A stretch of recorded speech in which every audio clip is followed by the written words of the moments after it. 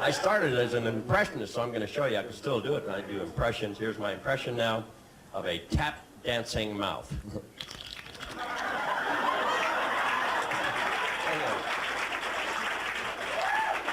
Hey, you try to hurt like hell, didn't you? Much of a laugh. Here's my impression of an American motorcycle. Put, put, put. Okay. Japanese motorcycle. Ah, pata, pata. Hey, you can do a lot of those Swedish motorcycle, peer to peer to peer. Those impressions won me a blue ribbon down at the Seattle Pottery and Marijuana Festival after. Here's some more impressions. They get better. Here's my impression of Richard Nixon, what he might have said had he been the captain of the Titanic. Ice, anyone? Okay, they're going to get better. Here's my impression of Jimmy Stewart giving directions. Well, you just have to follow when you get to the end, you'll follow, you go around, and you follow it through, you missed it.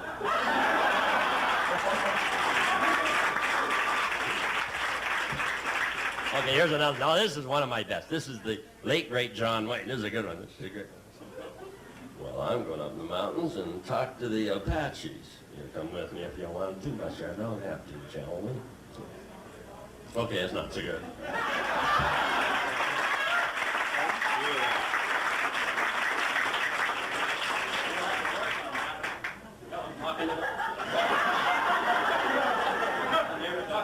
Oh, here we are.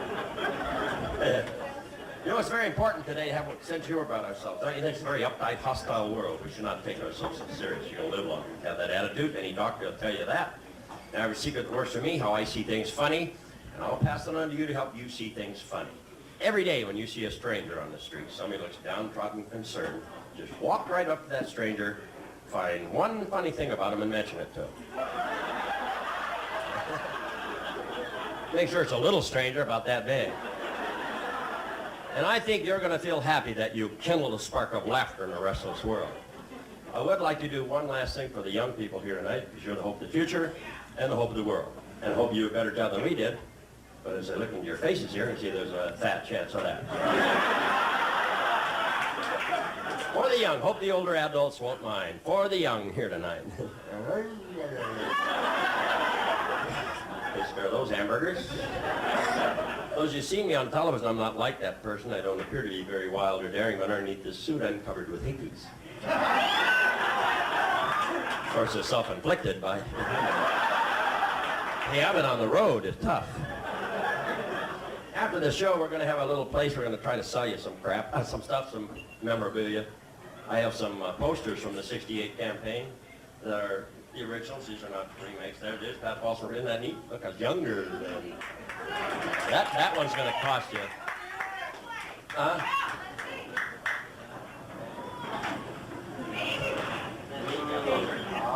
only got about 20 of these left. Those are $10. I'm not going to give them away. We have a book for $5. This is from '68, and this is an original book, first edition. And it's very funny. Just change the name. So crap is going on today. And stuff. They don't get into their past so much now. They don't go into the scandals. I've been kind of feeling sorry for Bill Clinton. It was getting to the point where the press is going to check everybody out, so the best people won't run, right? They're just the mediocre people who will run. Now, does that mean that the best people are the only ones that have affairs? Let me tell you, I can tell you unequivocally that mediocre people have affairs too.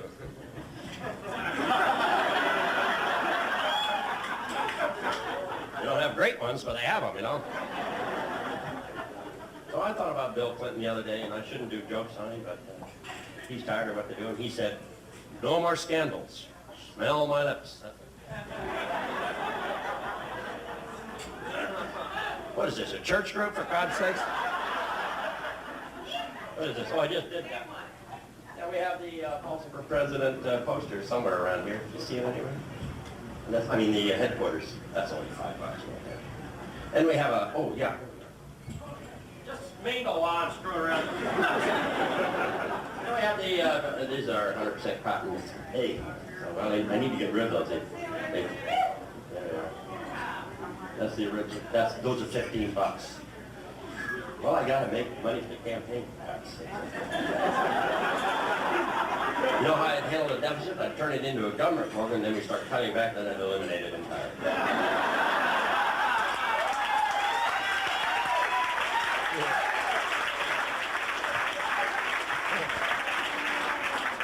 You've been a great audience. I'm going to have fun this week. We're not used to having the lights on and we can see your faces, which has been a drag, but, you know. A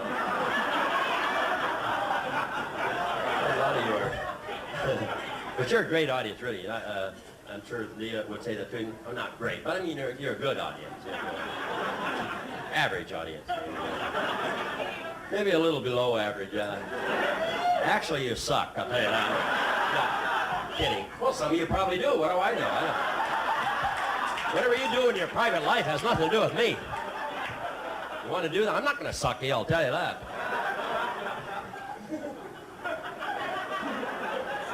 You want to see me after the show? We got a little table over there. We'll sign these if you got. Oh, we get a bumper sticker and a button for $5. Whatever. We also have my Jansen jellies back there too. And I'm working on a new book, the Endangered Species Cookbook. That'll be coming out shortly. How to baste a baby seal and stuff like that. I mean, interested you might be in that. I want to thank Paul for the great hospitality here, and we're having a great time here in Anchorage. What a beautiful city. You ought to be proud to live here. It's a wonderful place.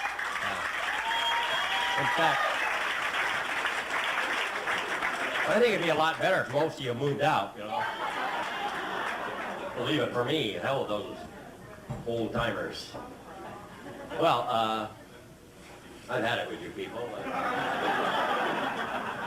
I'll personalize these things. I'll sign them. I'm going to stick around. You want to put any money in a campaign? We're welcome. If you want just an ordinary autograph, those are $75. I'm not going to do this crap for nothing, I'll tell you that. Things are tough today. You know, it's tough out there. I heard the other day, the Northrop Corporation, you know, the outfit that makes that stealth bomber. You've heard of them? You know what the stealth bomber is? Well, they laid off 1,500 people the other day. Now, I'd like to know this. How the hell are they going to know if they left? I was testing an audience and a location with that joke. I know, and this is not the place to do it. Well, that's a clever joke, isn't it? I like that joke. Well, that's it. Boy, how much time did I do? Oh, shit. Oh, that's about enough. So, and I don't know what we're doing a little film here, so you're all going to be immortalized. I don't know, making a commercial for the club. This is a great club, and it's one very nice. You got to be proud to have this. This is the best club I've been in since last week.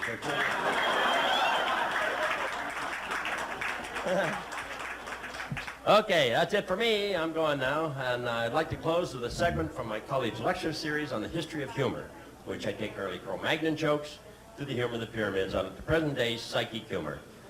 I'm going to go into a trance, and while I'm in this trance, my body will be overtaken by an Indian spirit comedy leader of the 17th century. A fellow named Ramajan comes into my body and speaks to you through my mouth. It's a weird thing to watch, like catatonic fit. What this is channeling. That's Shirley MacLaine stuff. So I'm going to channel this spirit. He'll talk in and I'll come back. This is a weird thing to watch. I don't think anybody does this in public like this for money. So I'm going to go into the trance, and while I'm in this trance, we'll see if Ramajan's here, then I'll come back. Weird thing. Here we go. Into the trance. I'm going to need your help. What to do.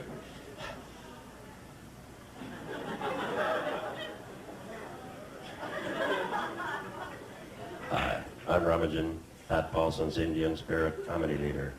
Only have a few minutes in your world. Hope you enjoyed Pat tonight. I know I certainly did.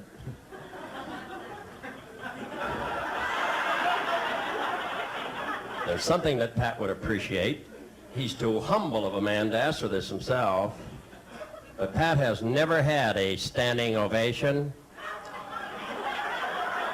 I think a standing ovation would be very fitting on this his birthday. For the older people in the audience, I'd like to remind you that Pat served his country well in World War II. So I'm going now, and Pat will be right back, and he doesn't know I said any of this. I think he'll agree that when he does come back, he certainly has earned his standing ovation. Working in a place of goddamn poles all over, for God's sakes. Also, folks, the doctor has given Pat just 6 months to live. So it'd be nice if he had one last standing ovation. Also, folks, Pat lies a lot during his act. You know, he just has a little teeny peeny this long. Of course, it's this wide. I'm going now, and Pal will be right back, and he doesn't know I said any of this. Give me a second here. Okay. Whew. Well, I don't know what he said or anything. He gave you any instructions, hope you follow through on it. Been a lot of fun. Hope you'll come down and see me again. I appreciate you a lot. Okay?